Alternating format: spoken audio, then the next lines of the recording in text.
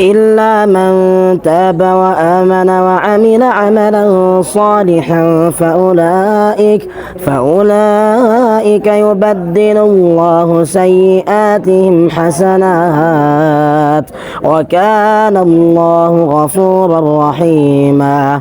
ومن تاب وعمل صالحا فإنه يتوب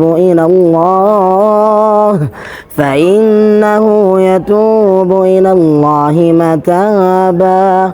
والذين لا يشهدون الزور وإذا مروا باللغو مروا كراما.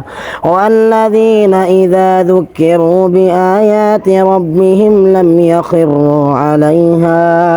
لم يخروا عليها صما وعميانا.